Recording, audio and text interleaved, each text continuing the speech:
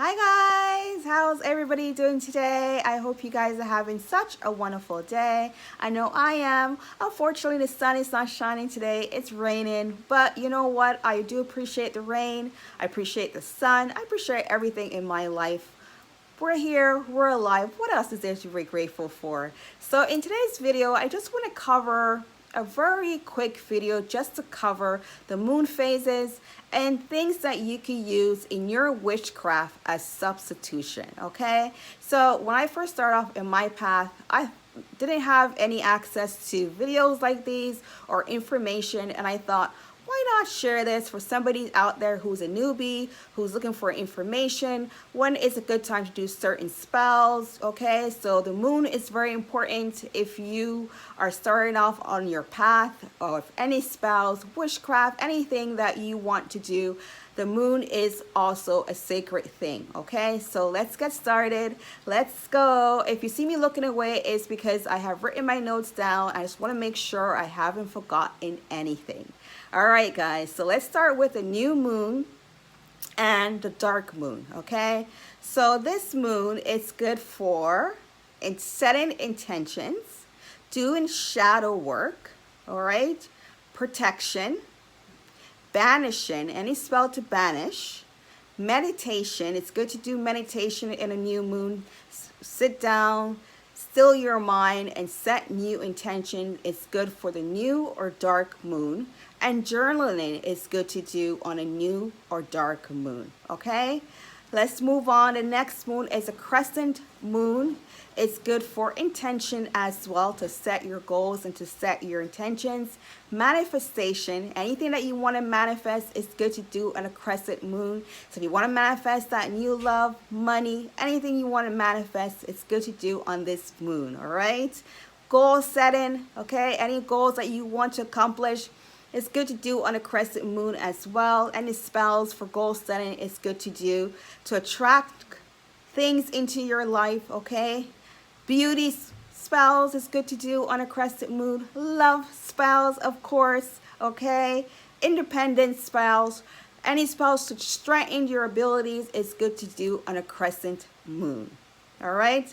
So the full moon, I'm pretty sure everybody know of the full moon. It's the most popular moon, the full moon, all right? So the full moon is basically good to do any spell, okay? It just amplifies your spell even stronger on a full moon.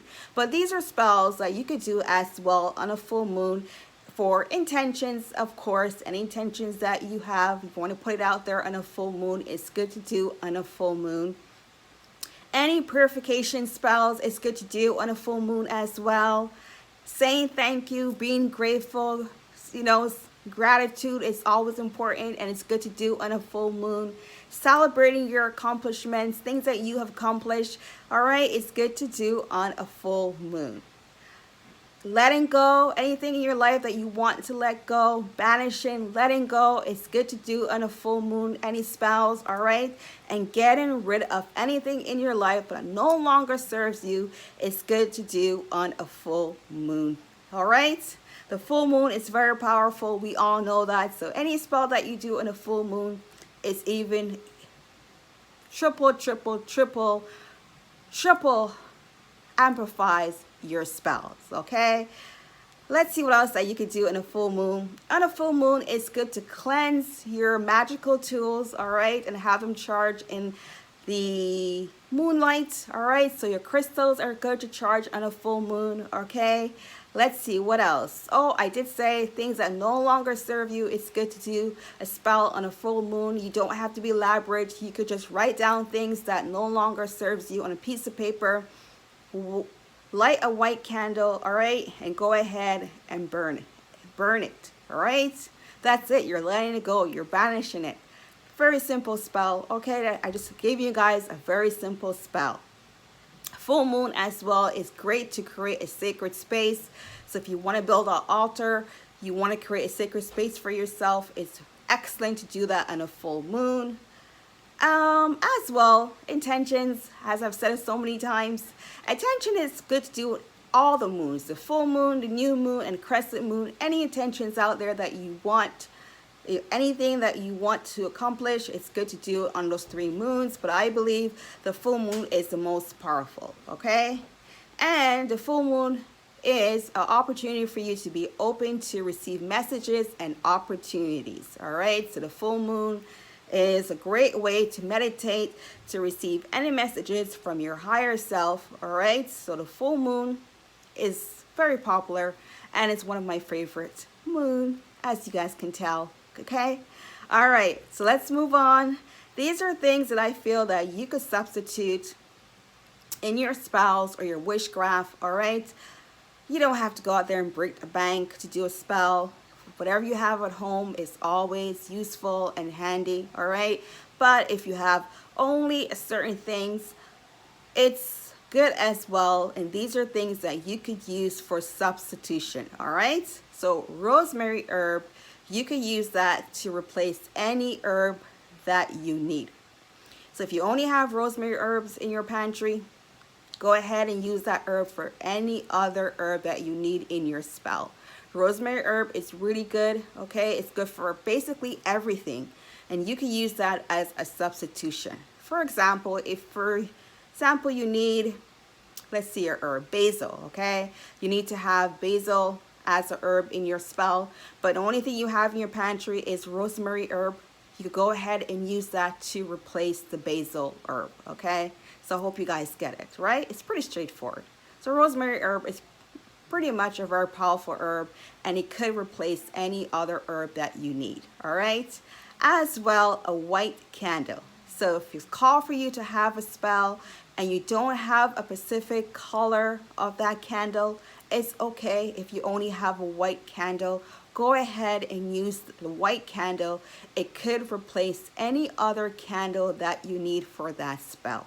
How great that is, right? So let's see what else you could use to substitute. Frankincense, myrrh as well, okay? So if you only have the incense, you could go ahead and use that to replace any other incense that you need for your spell or for any other thing that you're doing, okay? So if you only have frankincense incense and you need, for example, let's say a lavender incense, you could go ahead and use the frankincense as a replacement for the lavender, all right? Okay, let's see what else you guys could use. Tobacco, okay, could be used to replace any toxic herb that you need, all right?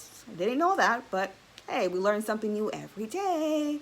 And rose flowers, okay, could be used to replace any other flower that you need. So, for example, you need a sunflower. You're doing a spell, you need to have a sunflower, but you only have rose.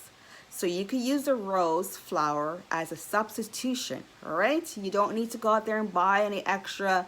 Whatever you have at home, you can always use. One thing about spell work and about your journey or anything, you know, I find or I feel that anything you have at home, go ahead and use it. It's all about you, your intentions behind whatever it is magic that you are doing, okay? So you don't have to go out there and buy every single ingredient that's needed for that spell. Whatever you have, use it. I believe in that so much. I don't believe you have to go there and break the bank just to have a spell done. If you have something at home, use whatever you have at home, all right? It's all about your intentions behind your magical tools, because you could have every single ingredient for that spell, but your intentions behind it is not strong enough. Your spell will never come to fruition. Your spell will never come true. So why not just have the powerful intention, the positivity behind your spell, all right? And if you don't have, for example, a basil herb, or you don't have, for example, I don't know, salt or whatever is needed for that spell, don't panic. Use whatever you have at home. Use up whatever you have at home, all right?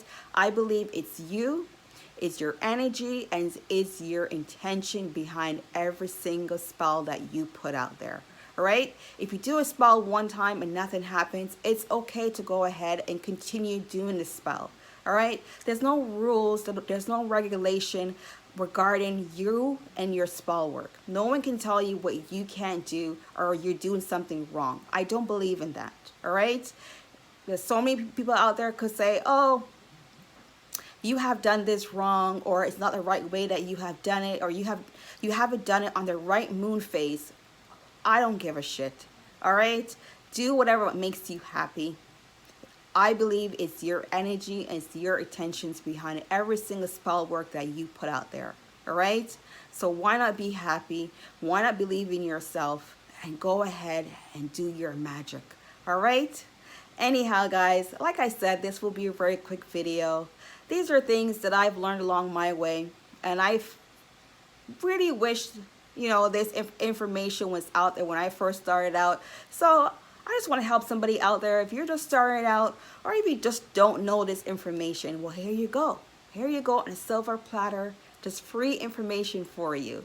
All right, guys, I hope you guys enjoy this video as much as I did. Go ahead and like, subscribe, and share this video along with anybody out there. I love you guys. And remember, love is such a powerful vibration.